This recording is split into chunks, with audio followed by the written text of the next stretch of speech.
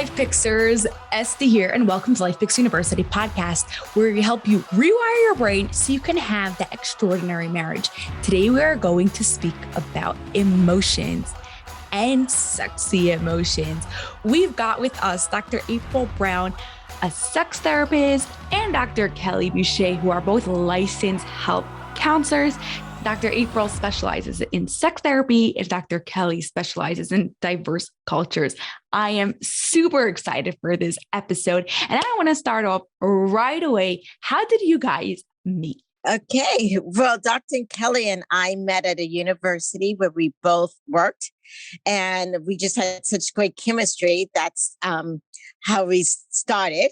And so I have a show called Bringing Intimacy Back that I've had for years. And Dr. Kelly has this great way of bringing humor and connection. And I thought she would be a great asset to the show. And so her and I now co-host the show, and it's been wonderful. So much fun. Oh my God. Do you guys, besides for the show and besides for being friends, you could tell like how you interact together, do you do any other sort of work things together? Well, Dr. April used to be on a board of a mental health association in Southwest Florida, and she asked me to come speak for that. We're both very aware of one another's strengths, and as sisters, we support one another, and so we've interacted at quite a number of avenues, not just in the university, but within the community. Right. And I was just about to say, we're also taking the couples retreat that I do here into Michigan. And so, yeah, so we'll be working together. Yeah. You want to tell us about that? I found that really interesting. Yeah. So our couples retreat, we do one couple at a time, and we have them in a location where they're on a vacation because, sometimes when you do counseling, it's like, oh, it's just so much work. We want you to have fun, but still also, of course, work on the connection. And so, yes, we're looking at having it in Michigan, also in Florida, and we're just excited about that. So what is different about your retreat than like a regular retreat? Obviously, there's like therapy that's going on there, but besides for the therapy session, what else is different? Okay. And so the therapy session is it's intimacy. So you're learning about intimacy, also, of course, couple stuff and individual. That's one aspect. The second aspect is one couple at a time. So you're not mixed with a whole bunch of other couples. And you have 2 or 3 counselors that come specifically to you. And many times, even this last one, we play games. We get to know you guys. Yeah. And it's a big kind of like a family kind of thing. Does that make sense? Yes. So much fun. You literally have this place for you. Everyone's there taking care of you so you could really go and improve your intimacy and your marriage. And so get this, ST. Just imagine, let's say you're in northern Michigan, right? And it's right by the lake, or you're staying in a cabin on the lake, and then your therapist comes to you, right? Oh my God. Like legit, you can go boating in the morning or fishing if you're a morning fisherman, and then you get to have therapy. And then you get to work on those things for a couple hours, and then you can have other things. And in Southwest Florida, you can also have like a massage therapist come to your, come right to you. And it's about communication intimacy, sexual intimacy. It's not just for marriages that are in trouble. Many people will plan their wedding, but not their marriage. So I would encourage people that do not just wait until you have something happen. Just don't wait for those hiccups. Just begin. Yeah. Now, annually. Yeah, totally. I love that it's like, we all know that like when things are like when you're in an intensive, right? Like when things are all together all at the same time, then it has a much bigger impact because you don't have to like warm up every time and get yourself comfortable. But at the same time, it's not like, I don't know how long it is, but like, I guess it depends on the couple, but let's say 5 days of like intense therapy that like your brain's just exploding afterwards. You have all that therapy, but all the fun vacation part aspect also. I love that. Now, when you say people plan their marriages, but people don't plan their marriages, what are you referring to? I'm referring to the fact that people get premarital counseling in order to get married, and they say, hey, let's have premarital counseling. Well, okay, that's great. Why does it have to stop when you get married? Why wait for a hiccup? And and I say hiccup, I mean, why wait for that thing? You learn to communicate during it. So many times we just wait till we have a flat tire before we call a mechanic. Why not put some some air in the tires as we move along. That pressure has to be even. I'm in Michigan, so I can give a car reference, right? You better check that air pressure. In fact, even on a motorcycle, they say more accidents happen because of the tire pressure than anything else. Yeah, totally. Like prevention and also your life before will be better. Meaning if your communication is like okay-ish and you're like, okay, I'm not going to go to therapy. I'm not going to take care of this because it's fine. And then when something bad happens, then you do go and take care of it. Imagine all those months and years that you could have, like your communication could have, besides for the actual thing not happening, your communication could have been so much more better and so much more fulfilling by going to therapy earlier. Yeah. What do you see the biggest problem, like in an intimate level on planning for their marriage in their communication? What's the biggest problem that you find in most couples? I think in most couples, when people have emotions and something disturbing happens, they get stuck, know how to communicate it. They don't know how to let it out. They get what we call flooded. And let's say, I'm saying like they don't know how to communicate effectively is what I mean. So sometimes either couples like yell out, like, yeah, and scream because they're hurt, or they just shut down, and sometimes you have a mixture of both. And so then no one actually gets to deal with the actual hurt. It's like all this anger or what we call shutting down, stonewalling happens. Yes. And so it's like a big, I don't know, lion that goes, "Wah!" And then there's a wall and nothing happens. Yeah. So obviously therapy is going to be the best solution for that. But what would you recommend to someone listening now? They're like, hey, yeah, that does happen to me. I do get flooded. All this emotion overtakes me. And I'm like, I just sit down. I don't know what to do. What do you suggest? So one of the things that I suggest and that help couples work is to recognize it. And first thing, recognize it in yourself, but also learn to recognize it in your partner. When your partner gets flooded or when you get flooded. And guess what? It is okay to take a timeout. Just like they do in football, basketball, and you don't have to, and a timeout isn't like, I'm out of here. No, that's not what a timeout is. A timeout is something you guys discuss ahead of time, of course. And then you just say, timeout. I love this relationship so much that I just need my space. And usually your space is sometimes 30 minutes, an hour, just to calm yourself, because it's not your partner's job to calm you down. It is your job. It's like a delayed response, right? Yeah. And your partner, you want to actually show the best customer service. Aww. So many of us learn how to hold our tongue when we're dealing with customers. But when we come to our partner, we're like, let it fly, which really, Dr. shouldn't be that way. I really like that. I like that delayed responding and how you explained that. You're such a good marriage therapist. You really are a relationship therapist. So are you. Yes. But let me tell you, I learned so much from her, ST. I really do. I had this visual when you were talking, Dr. April. Yes. Of the delayed response. And I remember being in a conversation and I was in a relationship and I'd say, I'm off this topic. You shut it down. I shut it down. I said, I'm mic drop. I'm out of this conversation. I'm off this topic. And I was also famous for saying, figure it out.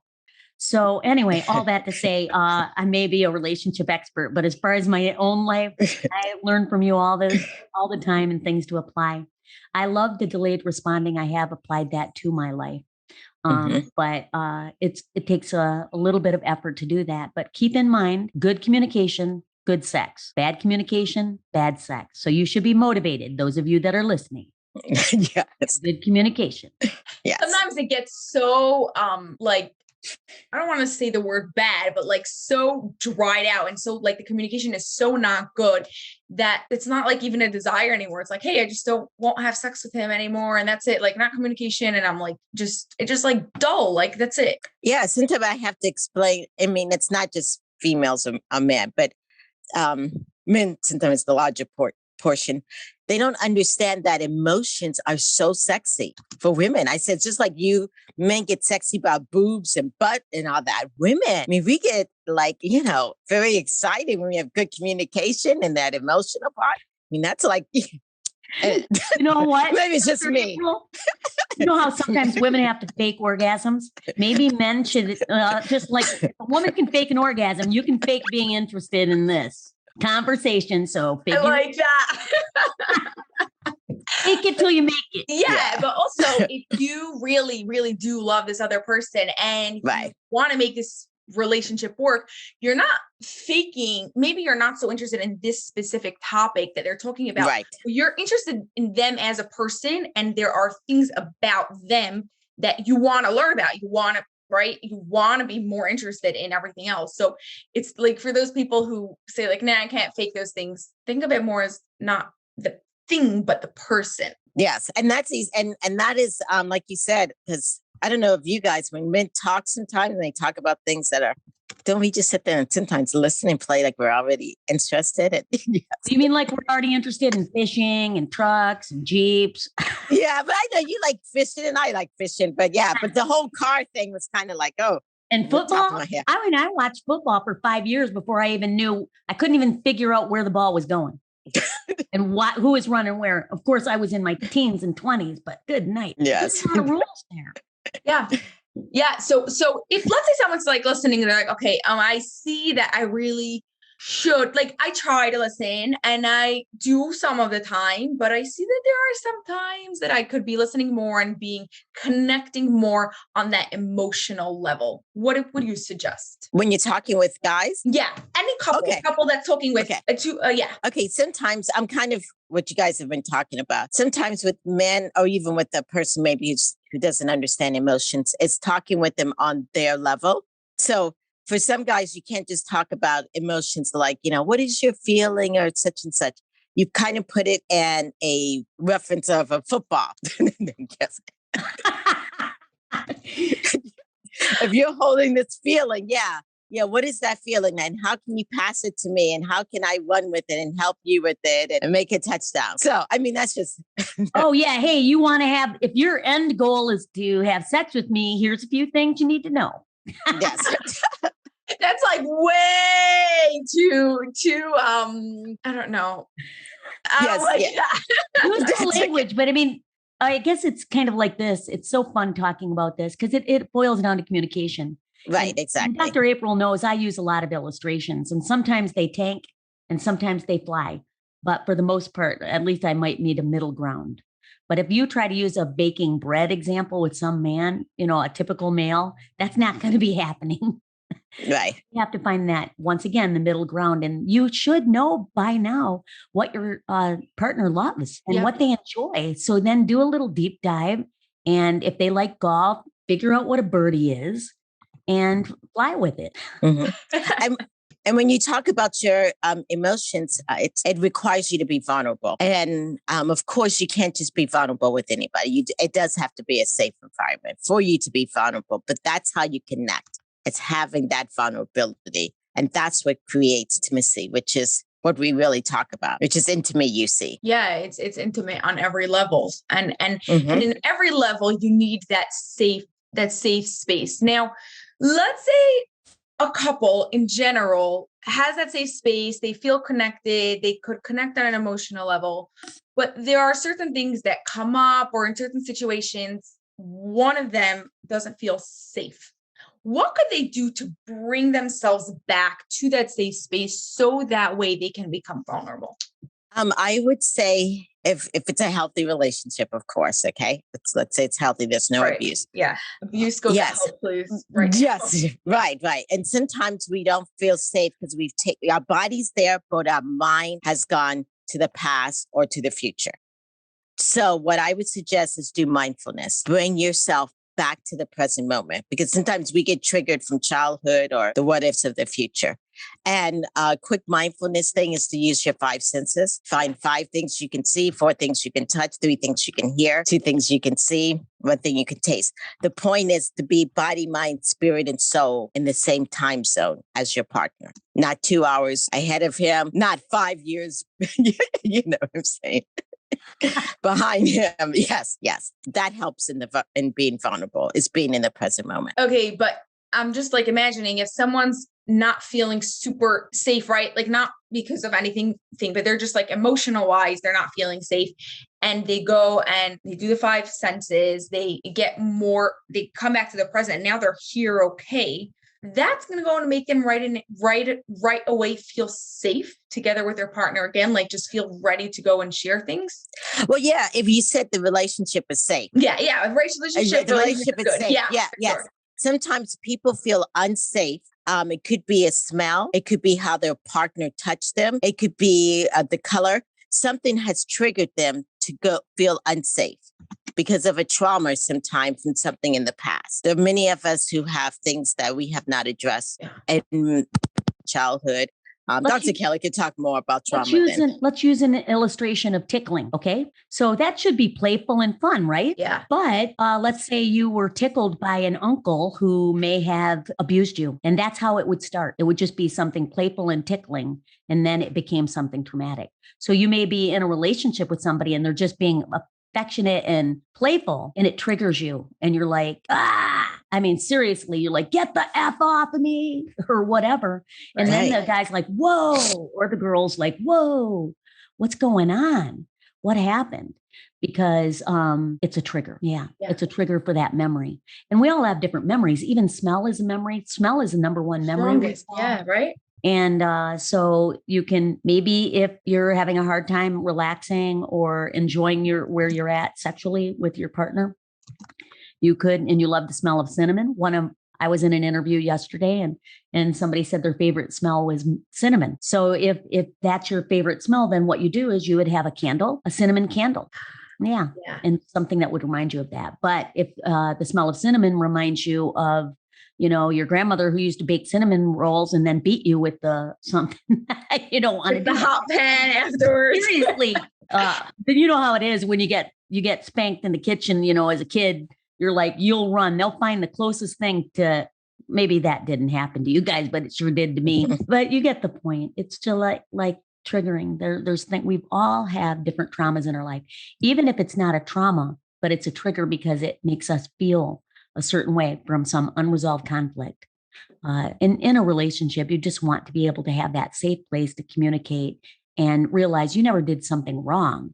It's just that something was wrong. Something wrong was done to your lover, your partner, your spouse. And you want to be gentle and kind and say, okay, hey, I'm sorry, I won't do that. I'll need to get up to speed because I don't think of tickling as cruel. Right. Yeah. Do you think that there's at any point, right? Like, let's say someone, going back to this tickling example, let's say this person worked through their trauma, they've been through therapy, their lives changed, they view the world differently. Is it possible that tickling isn't going to be a trigger anymore, or will it always stay a trigger?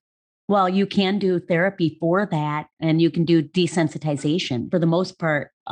If that's the only issue within the bedroom or whatever, I mean, and I'm just asking out of curiosity, not no one to like try to like push us away and say, oh, I'm trying to solve it, and like saying like, okay, yeah, it's pretty much. I would say that pretty much, yeah, that tickling was a lost. It's not going to be. It's kind of like this. Frogs, I used to play with them as a kid. And then it showed up in one of my trauma memories because we had a babysitter that, I don't want to get into that. But she threatened to kill one of my siblings. I'm sorry. I'm just totally authentic.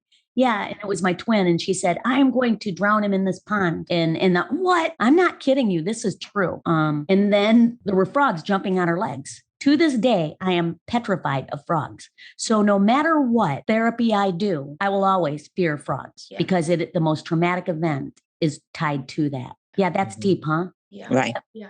But they're not always that deep and they're not always that painful. It's not always about abuse and it's not always about trauma. It could just be about what you like and what you don't like. Mm-hmm. So if you don't like somebody chewing on your ear or licking it or whatever people do to ears, don't just communicate. I prefer this and communicate what you do prefer. And I'll let Dr. April talk about that.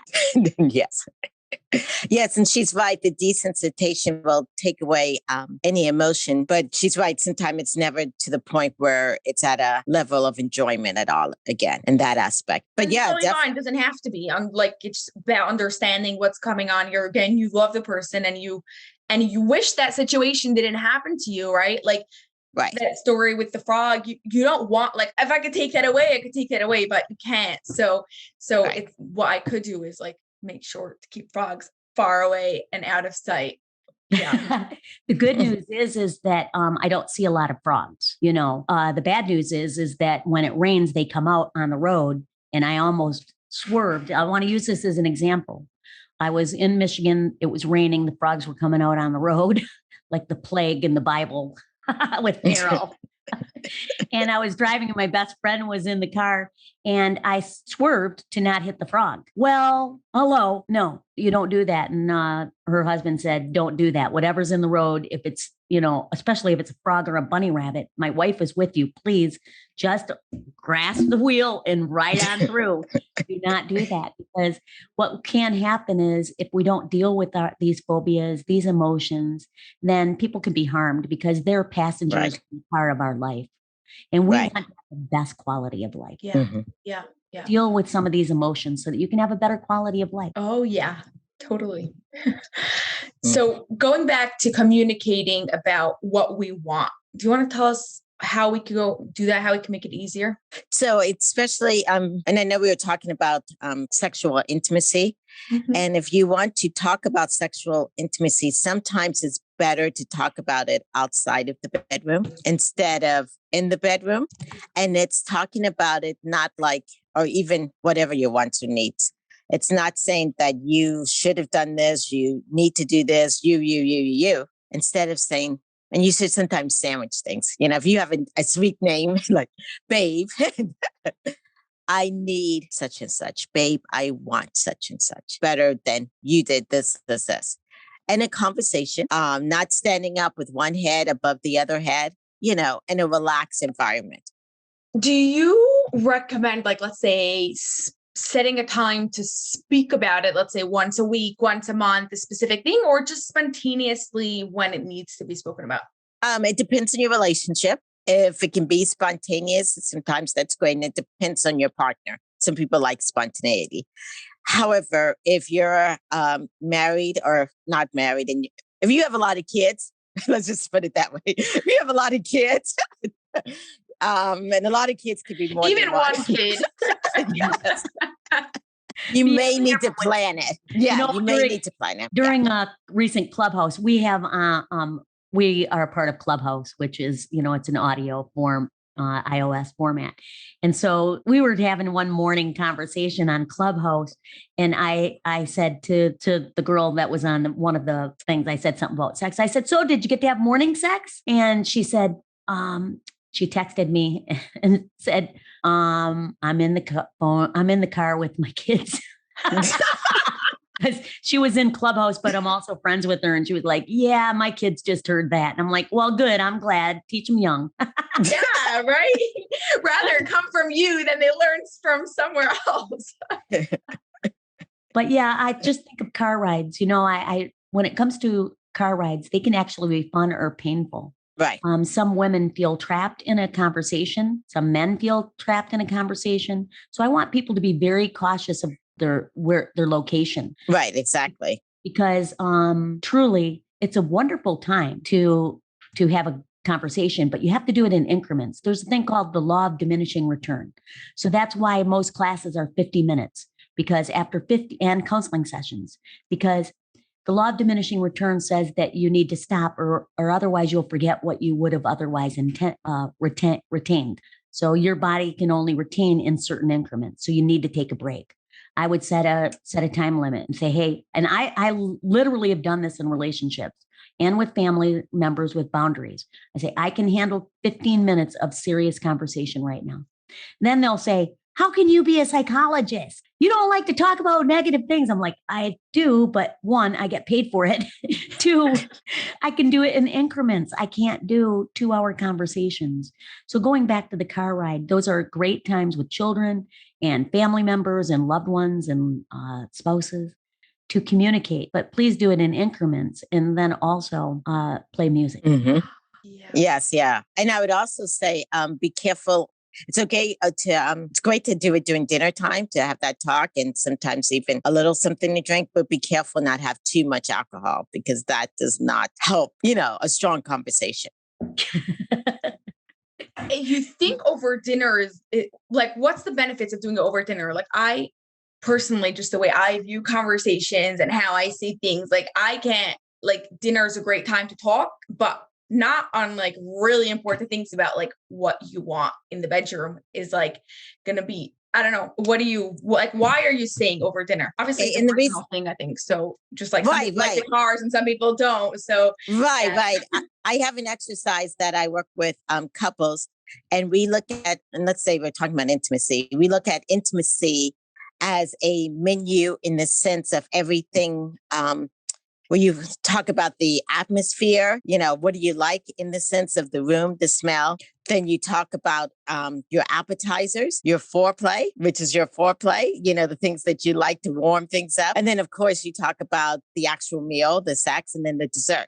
So sometimes, and using that reference of a whole dinner kind of thing, couples have talked about it while they're having dinner. Okay, I like that. Yeah. You understand the connection? Yes. Yes. What's the dessert? The dessert, well, some people like to just go to sleep. Some people love to be hugged. Oh, Some people on a talking cigarette. about after sex. Yeah. Or a cigarette. Yeah. Or go for dessert or chocolate. I had a client once that in the middle of sex got up and went to have a cigarette. They said it created problem in the relationship because get up in the middle of sex and go have a cigarette. You're supposed to have that for dessert. Yeah, but was that in the middle? Or was that at the end? Yes, in the middle. Oh, in the middle. Like, hey, I'll be back. Are you How did he work things out? No, but What? see, How did they work things out? Oh, yeah, it didn't last. right. And what happened is maybe that person was already at the dessert, or the other person didn't even have the meal yet. Yeah. You guys get my reference? I get the reference. Well, kind of. I'm new to all this sex talk. I'm getting better at my sexual innuendos, though. Yes, you are. Yes. Yeah, thank you. I'm trying to get I like that analogy so much. Also for people who, like, some people have a better time visualizing. Sometimes people have a harder time. I'm personally really visual. So like you're saying, like, I'm thinking of like every step of the atmosphere, what that is for dinner and what that is for sex, like both very, very visual. But some people, like, they need to be there to actually really feel it. So that way they could see what it's going to be. So sitting down and having the dinner and eating the appetizer could say, like, okay, what's going to be my appetizer later on? Right, definitely. And if you're in that situation, which we were just talking about, where you're still on dinner and your partner has already gone to dessert, or you haven't even hit dinner. Yes. Ladies, it's okay to open your mouth to communicate it. Don't just say, wow, that was a great dinner, when really you knew that was just your appetizer. Yeah. Communicate it. The honest truth will really get you more than just saying it's okay. So, right. And I just have to throw this in here. I have been shocked by how many women have come into counseling and said that their spouse no longer kisses them or their partner. Hey, me too. And they just don't kiss. Some people one individual had never been kissed during sex. Wow. Hello? And that's a major part of foreplay. And and it's an intimate part, because sometimes, we're talking about intimate relationships here. Okay. Yeah. But of course, there's other type of relationships where people just go, because they just have to get something, or they're just playing with a bunch of strangers. And anyway, a lot of times in those interactions, they don't kiss because it's not an intimate sexual. Pretty woman. Yeah. Yeah. She wouldn't kiss. She wouldn't kiss. That was very significant because it is intimate. So if you want to have more intimacy, greater communication, and just better intimacy, then why do people stop kissing? I don't understand that. I'm French. I'm Bushéy. I don't get it. I don't get it. I don't even know really how to counsel anybody with that anymore, because I just look at them. We're supposed to have no judgment. And I'm like, what? Kiss your wife. How hard is it? Right. But if going back to that it's an emotional thing, if they're not feeling emotionally connected, then they don't feel a desire for it. Or they may fear that. ST, excellent, because they fear the emotional connection. And many people feel confident in sex, but they do not feel confident and vulnerable. And what could be more vulnerable? Because kissing is one of the most intimate things. Right. And then it's going to lead to a deeper relationship. And some people may not want that. Right. One of the things that working with couples, another exercise is what we call sensate focus, where you have one partner lays there basically naked and the other partner will kiss and rub and touch everything from the top of the head all the way to the bottom. So it's teaching them, and then they flip the other person. I'm just saying it quickly. But it teaches them about being responsive to their partner, what feels good, what doesn't feel good. So let's say if you haven't ever kissed, I would start in that process and maybe just starting, from the forehead, because kissing the hair is kind of, I don't know, hair in your mouth. I'm sorry. Yeah. But yeah, just start kissing with the forehead and getting comfortable in that area before we go all the way down to the bottom. Yeah. Yeah. Awesome. I like that so much. Okay. So before we get on to our final question, where could life fixers connect with you and learn more about you? Okay. So of course we have Bringing Intimacy Back. Go on. If you're really interested about the podcast, we're on iTunes, Spotify, YouTube, and we also have a website called Bringing Intimacy Back. That's one way. For myself, if you could just basically my name, www.draprilbrown.com. It's an easy way to connect with me. And then for those couples retreat, it's vacationcounseling.com. Amazing. All those links will be in the show notes. So that way everyone could go and find them. What about you, Dr. Kelly? My website is drkellybushéy.com. So that's DRKELLYBUSHEY. So it's really my first and last name with DR in front of it. Awesome. Okay. So for our final question, one that we ask everyone is, how would you describe an extraordinary relationship without using love, connection, or intimacy? Well, for me, the first thing that comes, vulnerability. What could be more intimate than vulnerability? That person and enjoyability and still having enthusiasm. Like some of my best relationships were, I never minded if I was in a line. I didn't care if it was Disney and it was wrapped around. I did not want to fast pass it. I wanted to be where I was. My motto is be where you are. And so and be with you who you enjoy. And so for me, that's what a relationship is. The most intimate relationship has to do with being present with that person, enjoying them. I love it. Like if you could sit on a curb somewhere with somebody and it doesn't matter where you are, or you're not even, you're not even needing to have any other elements other than that person. And that makes for the best friendships and for the best relationships. Yeah, totally. For me, the word that came up was being spontaneous. Yes, spontaneous intelligence came for me. And also, kind of like you were just saying, just sitting there together. You don't even have to touch, but our hearts touch. Yeah, so beautiful. Awesome, guys. Well, this was so much fun. You guys are incredible. I love your perspective on things and how you share things, your analogies. Both of you, you're so good at that, really making it really vivid and really easy to understand. So thank you so much for coming on here and sharing your time with us. That's all for this episode of the LifePix University podcast, but I have a huge favor to ask of you that will not only support the show, but will also help the people you love most. We are striving for 1 million downloads by the end of 2025, and we can't do this without your help. If you love this episode, please share it with 2 of your family and friends so they too can rewire their brains to have an extraordinary marriage. It was awesome spending time with you, and I'll see you on the next episode.